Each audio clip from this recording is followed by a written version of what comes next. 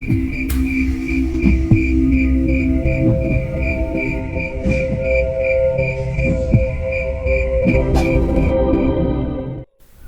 kau pembunuh, keluar kau wanita jahanam, keluar kau wanita biadab, atau kubakar rumah ini.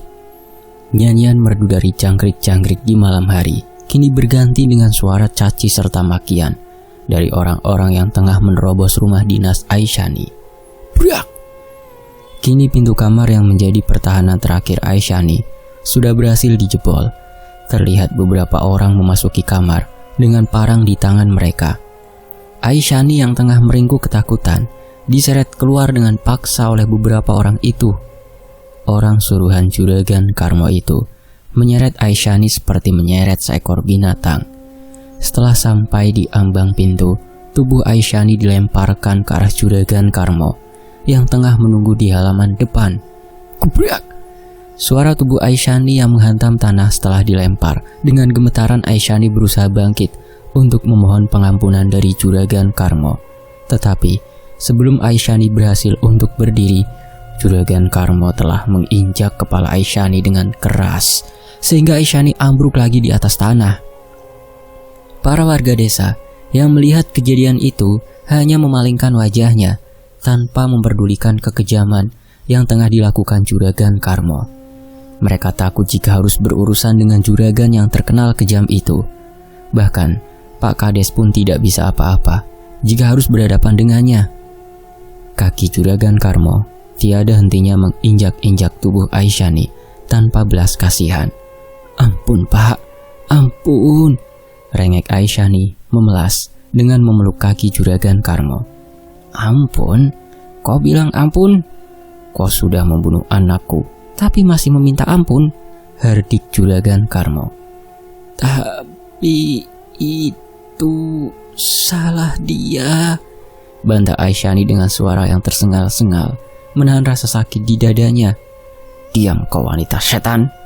Sebuah tendangan free kick dilancarkan ke arah kepala Aisyani sehingga mengakibatkan Aisyani seketika jatuh pingsan. Setelah menerima tendangan itu, Kang, teriak Pak Kades yang baru saja datang. Sudah Kang, dia bisa mati nanti, ujar Pak Kades menghentikan juragan Karmo yang tengah melanjutkan menginjak-injak tubuh Aisyani yang sedang pingsan. Aku tidak takut jika harus menghilangkan nyawa anak ini, bentak juragan Karmo. Jika yang akang bunuh itu warga sini, aku masih bisa menutup mulut para polisi itu. Tapi dia orang luar, Kang. Jika ia mati, bagaimana kita menghadapi keluarganya? Keluarganya di kota juga sangat kaya. Tentu mereka mempunyai backingan yang cukup kuat untuk memenjarakan kita semua, jelas Pak Kades. Juragan Karmo terlihat berpikir sejenak, menelaah serta menimbang ucapan dari Pak Kades. Jadi maksudmu, aku tidak boleh membunuh gadis ini? Tanya juragan Karmo. Iya Kang, tolong. Jika itu terjadi, maka aku tidak bisa membantu, balas Pak Kades. Ya sudah, aku berjanji tidak akan membunuh gadis ini, tapi akan kuhancurkan kewarasannya, ancam juragan Karmo yang sudah dikuasai amarahnya. Kalian bawa gadis setan ini ke balai desa, perintah juragan Karmo ke anak buahnya. Pak Kades hanya bisa memegangi keningnya. Mengetahui kekejaman juragan Karmo masih akan berlanjut. Maaf Aisyani, hanya ini yang bisa Bapak lakukan, bisik Pak Lurah. Aisyani dibawa ke balai desa. Tubuhnya diikat pada pohon beringin di tengah balai desa. Anak buah juragan Karmo menggedor pintu-pintu warga, membawa mereka ke balai desa untuk menyaksikan kekejian yang akan dilakukan juragan Karmo. Puluhan warga sudah berkumpul di balai desa. Mereka diperlihatkan seseorang yang tengah terikat di sebuah pohon dengan telanjang bulat. Bukannya itu Bu Dokter, bisik warga. Iya itu Bu Dokter, tidak salah lagi, balas salah satunya. Bruh! Suara batu-batu kecil yang baru saja ditumpahkan dari dalam karung. Batu-batu kecil itu berserakan di depan para warga. Barang siapa yang mau melempari gadis iblis itu dengan batu-batu ini, akan kuberikan hadiah berupa uang, teriak juragan Karmo, membelah suara-suara kebingungan dari warga. Wanita itu sudah membunuh anak sematawayangku. Jadi kalian jangan segan-segan untuk menghukumnya, kata Juragan Karmo yang sudah geram. Warga yang berkumpul masih terdiam, walaupun Juragan Karmo sudah memberikan provokasi-provokasi, karena mereka masih bingung dengan apa yang terjadi. Tak lama terlihat seseorang parubaya bertubuh kerempeng perlahan menunduk untuk mengambil beberapa batu. Warga yang lain hanya melihat dengan tatapan tak percaya. Juragan Karmo yang melihat gerak-gerik dari kakek tua itu menyeringai senang. "Lempar saja, kek. Akan kukasih kau 50.000 per batu yang kau lempar," teriak Juragan Karmo di sisi kerumunan. "Maafkan kakek, cu. Kakek sedang butuh uang buat berobat cucu kakek," gumam kakek itu pelan. Rotak! Batu yang dilempar kakek itu tepat mengenai pelipis mata Aisyani. Darah pun mulai mengalir dari pelipis matanya. Aisyani pun tersadar setelah terkena lemparan batu dari kakek tua itu. Dengan mata berkunang-kunang, membuka matanya. Ia kini melihat puluhan warga tengah berkerumunan di depannya. Rotak! Kini kakek itu terlihat lebih gencar melempari Aisyani dengan batu-batu kecil yang ia genggam. Tak lama beberapa warga mulai ikut melempari Aisyani dengan batu. "Mati kau pembunuh! Mati kau! Mati kau iblis!" Kini semua warga sudah ikut melempari Aisyani. Suara caci dan makian kian menggelegar, membelah sunyinya malam di desa Adiwerna. Kini mereka sudah terlihat seperti iblis karena ketamakannya terhadap harta duniawi. Aisyani yang sudah kehabisan tenaga pun tidak bisa melakukan apa-apa. Ia hanya bisa menerima rasa sakit serta caci maki dari para warga. Beberapa saat telah berlalu. Batu-batu yang berserakan di bawah warga kini sudah hampir habis dilemparkan. "Stop!" pekik Juragan Karmo yang langsung menghentikan semua warga. "Sudah, kalian bawa wanita itu ke rumahku," perintah Juragan Karmo kepada anak buahnya. "Untuk kalian, besok bisa datang ke rumah untuk mengambil hadiahnya," kata Juragan Karmo kepada para warga. Tubuh Aisyani yang sudah berlumuran darah kini dibawa ke rumah Juragan Karmo.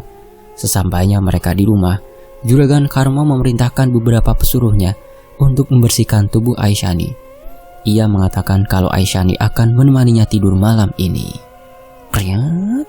Pintu kamar Juragan Karmo terbuka. Terlihat Aisyani yang setengah sadar tengah dipapah dua orang wanita pesuruh Juragan Karmo. Tubuhnya yang dulu sangat mulus dan indah, tanpa ada satupun bekas luka, kini kulit-kulitnya sudah sobek-sobek. Di badannya pun sudah penuh dengan lebam biru akibat dari hantaman batu. Juragan Karmo yang sekarang tengah berbaring dengan telanjang di atas kasur langsung memberikan isyarat kepada kedua pesuruhnya itu untuk segera membaringkan tubuh Aisyani di sisinya. "Sebenarnya dari dulu aku sudah mengincar kecantikanmu, Aisyani, tapi si kepala desa itu selalu memintaku untuk tidak mendekatimu," bisik Juragan Karmo di samping telinga Aisyani. "Walaupun harus mengorbankan anakku yang bodoh itu masih sepadan, kan aku bisa menikmati tubuh perawanmu," lanjutnya. Kini tubuh Juragan Karmo sudah berada di atas tubuh Aisyani. Ia mencumbu seluruh bagian tubuh Aisyani yang masih mengeluarkan tetes-tetes darah itu dengan penuh nafsu. Aisyani yang masih setengah sadar hanya bisa mengutuk nasibnya tanpa bisa melawan. Keperawanan yang dari dulu ia jaga untuk calon suaminya kini akan direnggut paksa oleh Juragan Karmo biadab. Juragan Karmo sudah seperti orang kesetanan, memainkan Aisyani seperti sebuah tubuh tanpa nyawa, seperti boneka. Ia tanpa belas kasih menggantung, melipat, mencekik Aisyani yang tidak bisa melakukan apa-apa. Yang lebih kejamnya adalah Juragan Karmo memainkan alat kelamin Aisyani seperti mainan. Biadab, membuat itu robek mengeluarkan darah segar. Tidak puas sampai situ, ia merusak pilar di tepi ranjang kayu miliknya. Pilar itu sangat besar dengan bentuk kerucut halus, dan dengan teganya ia memasukkan pilar itu. Seketika Aisyani kejang-kejang dan pingsan karena tidak kuat menahan rasa sakit yang ia terima. Dan kejadian seperti itu terus berlanjut sampai beberapa hari. Walaupun Aisyani menerima siksaan itu secara terus-menerus, tetapi ia tidak sekalipun kehilangan kuasanya. Ia bertahan dengan cara menyimpan dendam yang sangat mendalam kepada orang-orang yang sudah menyakitinya. Sementara itu, kita masuk ke sudut pandang Aisyani. Kini ribuan tetes air hujan telah turun mengiringi kesedihanku. Kilau-kilau petir ikut menggambarkan kepedihan yang sedang kualami. Tuhan, apakah Engkau benar-benar ada? Sudah sedari kecil aku diajarkan untuk beriman serta takwa kepadamu, dan kulakukan itu dengan sepenuh hati. Tapi apakah ini balasan yang kuterima atas perbuatan baikku selama ini? Tuhan, Kau tidak lebih. Si Aisyani mengumpat Tuhannya. Suara tangisanku yang semakin menggeru-geru kini tertutupi oleh bisingnya hujan di luar. Mataku yang kini tengah memandang keluar lewat jendela tiba-tiba melihat banyak sekali sekelebatan sosok putih yang terbang ke sana kemari di antara pepohonan. Tak lama, sesosok perempuan berpakaian kebaya berwarna merah terlihat keluar dari balik pepohonan. Ia melenggang anggun di bawah rintik hujan, ditemani beberapa sosok yang tidak kalah cantiknya. Sosok itu muncul setelah Aisyani mengumpat Tuhan. Sosok itu kini terlihat menari dengan sangat anggunnya. Di setiap gerakannya seperti ada energi yang dapat menghipnotis semua mata yang memandangnya. Dikala mataku tengah terhipnotis dengan gerakannya, ia melambaikan tangannya mengisyaratkan kepadaku untuk menemuinya. Salah satu gendeknya melayang terbang ke arahku. Aku yang masih terhipnotis oleh tarian-tarian itu, dengan senang hati mengikuti gandek itu terbang keluar menuju sosok penari itu. Cahayu, namaku Nyai Durgandini. Siapa namamu?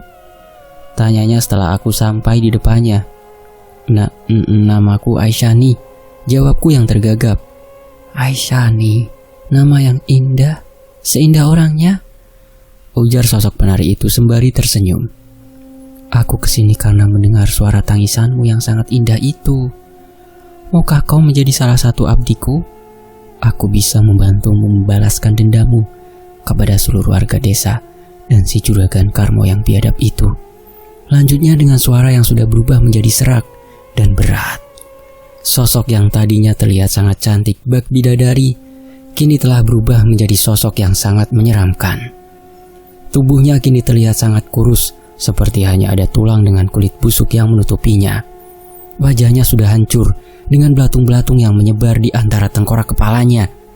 Ia menyeringai puas melihat ke arahku.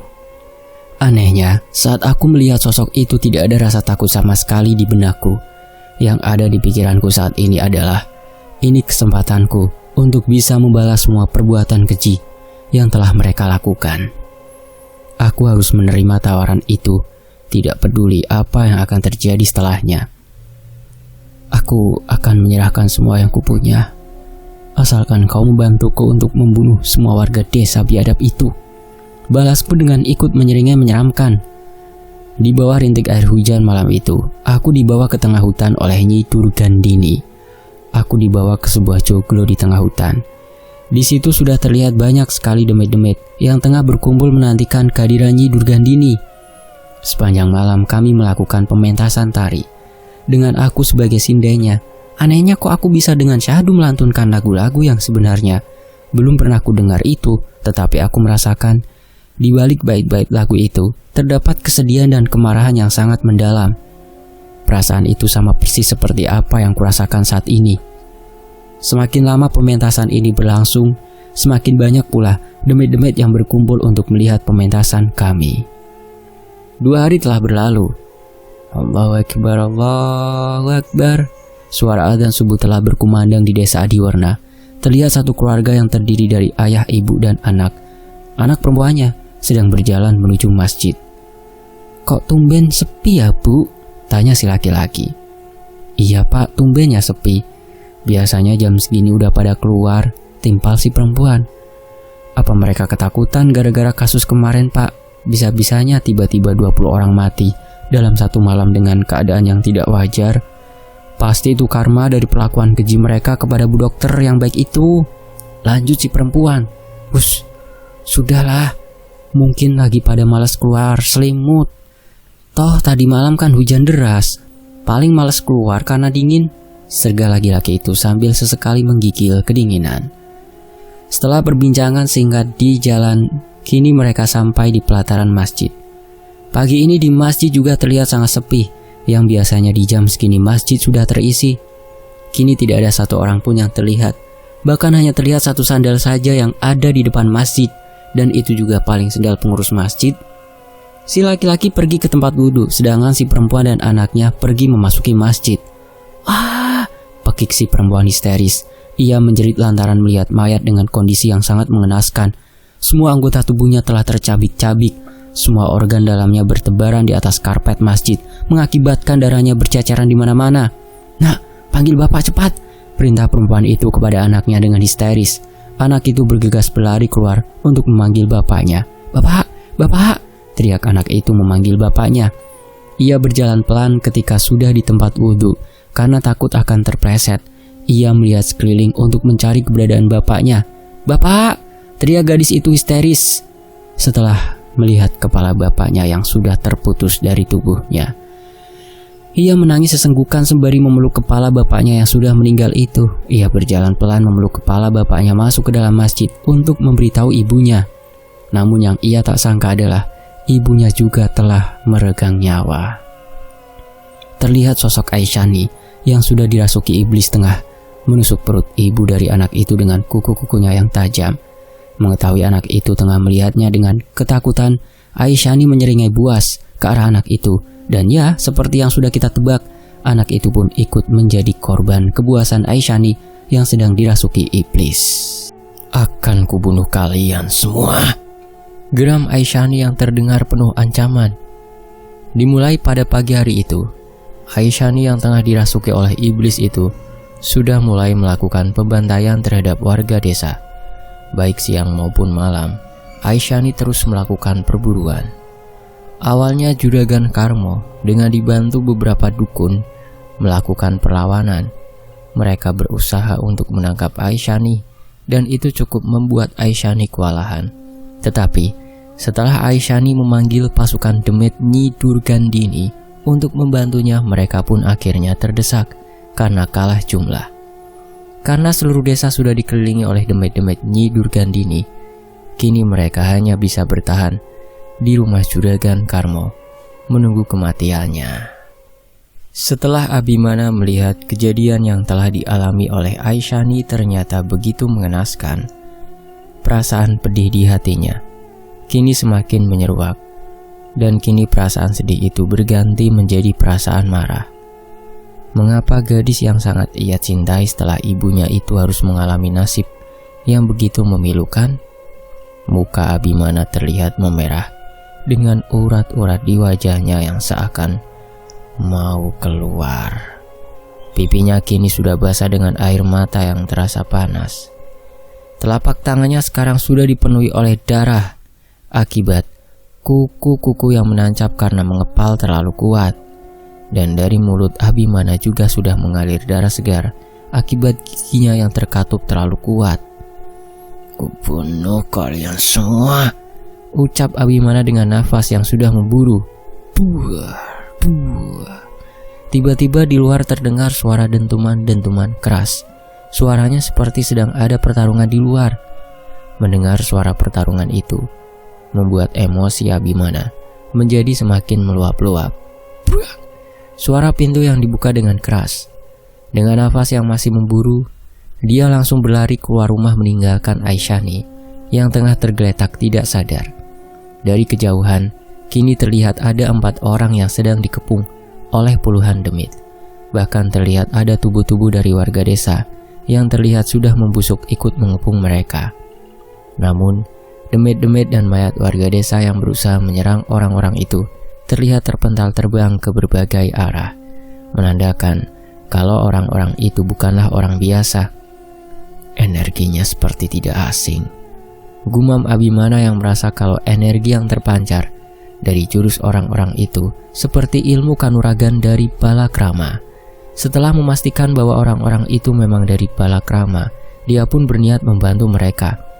Abimana merapalkan ajian Suryo Kanta, ajian yang dapat memanggil api dari jagat Ninggil.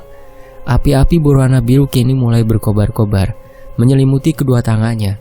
Dengan sedikit meregangkan badan, dia langsung melesat ke demit-demit itu. "Mati kalian semua bangsat!" teriaknya saat melesat ke arah demit-demit itu. Abimana melesat ke salah satu demit berwujud genderuwo. Dengan pukulannya yang sudah diperkuat ajian Suryo Kanta, dia berhasil melubangi perut genderuwo itu.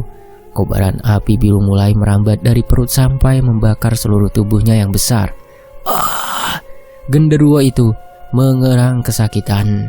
Suaranya, teriakannya terdengar menggelegar, dan tak lama tubuh besar itu pun roboh menimpa demit-demit di bawahnya.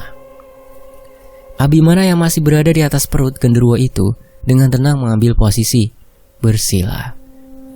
Api dari ajian Suryokanta hanya bisa melukai sesuatu yang dikehendaki pemiliknya saja. Api itu juga tidak akan padam sebelum sang pemilik menghendakinya. Api biru dari tubuh genderuwo yang tumbang kini berkobar sangat besar, menjadi api unggun yang indah di tengah gelapnya malam. Para demit yang menyerang orang-orang itu sekarang menjadi teralihkan. Oleh kobaran api ini, mereka terlihat berhenti menyerang orang-orang itu. "Apa itu, Mbah?" ucap salah seorang yang tengah dikepung. "Ajian Suryokanta," balas seseorang yang terlihat paling tua terkejut. "Ajian Suryokanta? Ajian apa itu, Mbah? Saya kok baru dengar," tanyanya lagi yang masih merasa heran. "Seumur hidup, aku juga baru melihatnya.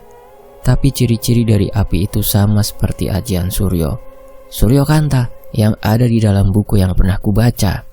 Dalam buku dijelaskan bahwa api itu hanya ada di jagat minggil atau alam atas yang ada dan tiada atau sunyaruri dan bersifat rohani. Jelas Pak Tua itu, pasti dia pendekar yang hebat. Apakah kita harus ke sana dan meminta dia untuk membantu kita?" celetuk salah satu pemuda yang berbeda. "Jangan," bentak kakek tua itu. "Dia memiliki api yang berwarna biru gelap. Di dalam buku disebutkan kalau api Suryokanta yang berwarna biru gelap menandakan kalau si pemilik ajian itu belum bisa mengendalikan emosinya. Dan sepertinya saat ini dia sedang sangat murka. Bisa-bisa malah kita yang terkena amarahnya. Jelasnya." "Buat apa takut? Kita punya Mas Rahendra. Menurut pembawa pesan dia akan segera masuk sampai ke sini. Dia juga punya api dari jagat ngandap yang pastinya lebih hebat dari api itu," ucap seorang pemuda yang terlihat paling kekar dengan congkak.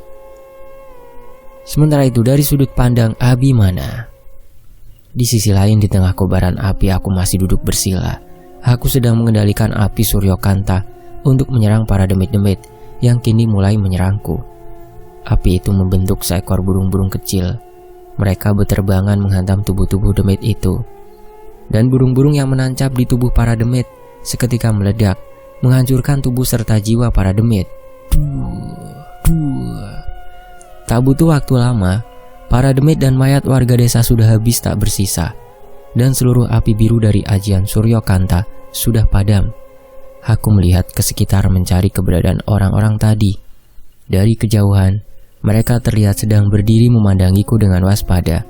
Aku pun turun dari tubuh genderuwo lalu berjalan pelan ke arah mereka. Di setiap langkahku, mereka terlihat semakin waspada, sampai-sampai saat aku tepat di hadapan mereka, mereka sudah siap dengan senjata pusakanya masing-masing. "Kalian lindungi rumah itu," perintahku kepada orang-orang itu sembari menunjuk rumah yang ditempati Aisyani. Beberapa orang dari mereka terlihat bingung, dan ada juga yang marah karena tiba-tiba diperintah oleh orang yang tidak dikenal. "Siapa kau rupanya? Berani sekali menyuruh-nyuruh kami," bentak salah seorang dari mereka yang terlihat paling kekar. Mendengar bentakan dari orang itu, seketika tanganku mencengkram lehernya. Kudekatkan kepalanya dengan kepalaku seraya mataku tajam menatapnya dengan penuh ancaman. "Ikuti saja perintahku, atau ku binasakan kau di sini," ancamku ke orang tersebut. "Hahaha, membinasakanku? Sombong sekali kau bocah. Jika kau membinasakanku, semua pendekar balakrama yang sedang mengelilingi desa ini akan memburumu dan membinasakanmu juga," balasnya tanpa ada rasa takut di mukanya. "Jika kau seorang pendekar hebat, kau pasti tahu kan apa itu balakrama? Jika tidak ingin berurusan dengan kami, maka singkirkan tangan busukmu dariku," lanjutnya mengancam balik. Plak! Satu tamparan keras kulayangkan ke muka orang itu. Kurobek bajunya dan mengambil kalung di lehernya. Terlihat sebuah kalung dengan lambang balakrama disertai angka 2 yang diukir menggunakan aksara Jawa. "Dwi Karma? Pangkatmu cuma Dwi Karma, tapi berani mengancamku, hardikku. Jadi, di dalam balakrama ada beberapa tingkatan untuk membagi kemampuan para pengikutnya. Peringkat terbawah yaitu Trikrama. Peringkat ini diisi oleh pendekar-pendekar berilmu rendah sampai menengah. Dan ada juga beberapa orang awam yang berhasil mendapatkan peringkat ini karena telah berjasa bagi balakrama. Sedangkan peringkat menengah yaitu Dwikarma.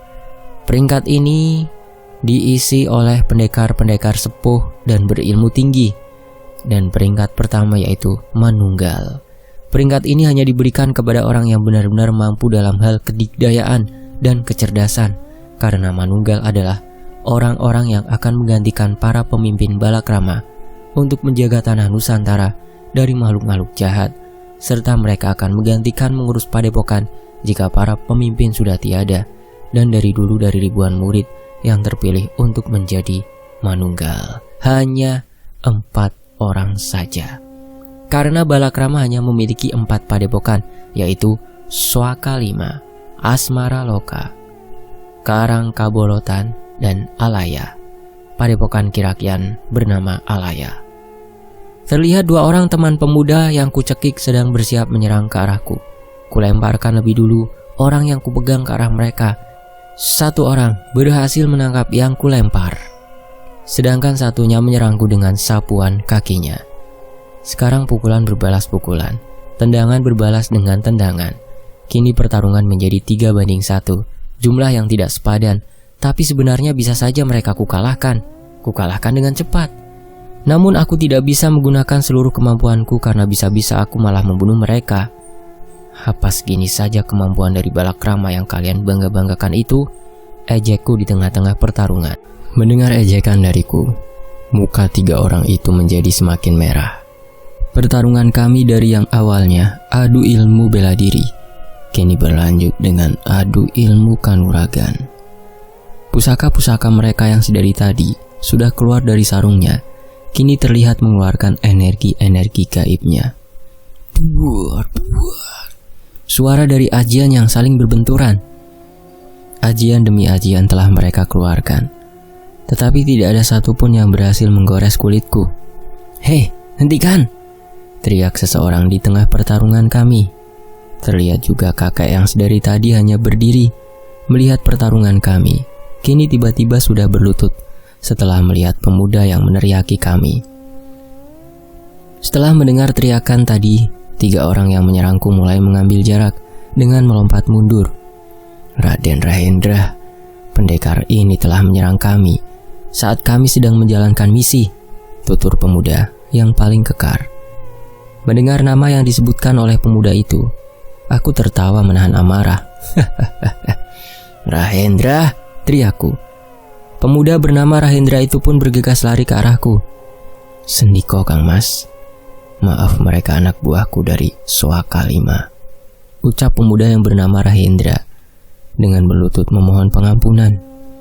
Melihat orang yang mereka junjung tinggi itu berlutut dan memohon ampun di depanku, mereka yang tadinya beringas kini berubah menjadi ketakutan. "Ajari bawahanmu itu untuk jangan pernah menyombongkan sesuatu tentang balakrama lagi," bentakku sembari menunjuk pemuda kekar yang tadi kucekik. "Jika kau tidak bisa mengajarinya, maka biarkan aku yang memberi dia pelajaran," lanjutku dengan melangkah ke arah pemuda kekar itu. "Tidak usah, Kang. Biar nanti aku saja yang akan memberi dia pelajaran. Aku berjanji," cegah Rahendra dengan kembali berlutut di depanku. Salah seorang pemuda yang menyerangku pergi menghampiri kakek tua yang terlihat tersenyum-senyum sendiri melihat aku dan Rahendra. "Mbah tahu siapa orang itu?" tanyanya setelah sampai. "Ya, aku baru ingat. Satu orang yang mempunyai ajian Suryokanta ialah kakak dari Raden Rahendra. Ia adalah Abhimana Susmono, anak pertama dari Kento Susmono," jelas kakek tua itu dengan terbahak. "Ya, Rahendra adalah adikku. Aku dan dia hanya terpaut 1 tahun. Dan bisa dibilang, ia adalah anak haram dari Abah. Dulu ibu Rahendra tidak sengaja diruda paksa oleh Abah, yang saat itu sedang dikuasai oleh hawa nafsunya saat ia sedang melakukan lelaku. Rahendra dan ibunya harus hidup terpisah dengan kami karena keputusan ibunya yang tidak ingin meninggalkan padepokan ayahnya. Tetapi, walaupun kami hidup terpisah, kami tetap saling berhubungan sebagai keluarga. Ah, sudahlah, gerutuku kesal. Kalian cepat lindungi rumah itu. Di dalamnya ada cucu sang pendiri. Bentakku kepada mereka dengan kembali menuju ke rumah yang ditempati Aisyani. Mereka berempat pun bergegas pergi ke rumah yang kutunjuk. "Hei, kau, sini dulu!" Panggilku kepada pemuda yang berbadan kekar tadi. Dia yang tengah berlari itu pun kembali lagi menghampiriku. "Sendiko, Raden," ucapnya dengan terbata, gemetaran, tanpa berani menatapku. "Kemarikan satu tanganmu." Orang itu pun memberikan tangan kanannya lalu, tak, tangannya kupatahkan. Erang pemuda kekar itu. "Sudah, jangan manja, pergi dan sembuhkan sendiri," ucapku yang meringis puas. Pemuda itu pun pergi dengan memegangi tangannya, meninggalkan kami. "Bukannya itu terlalu berlebihan, Kang Mas?" ucap Rahendra yang masih memandangi anak buahnya. "Sudahlah, lebih baik kau jelaskan alasanmu datang ke sini. Di sini hanya ada demit-demit krocol dan beberapa orang biadab saja. Dan kenapa kau kemari membawa banyak sekali orang dari Balakrama?" "Aku diperintah oleh Ki Rakyan untuk membantu Kang Mas melawan demit penari dari Sanggarpati," terang Rahendra. "Demit penari? Sanggarpati?" gumamku yang keheranan.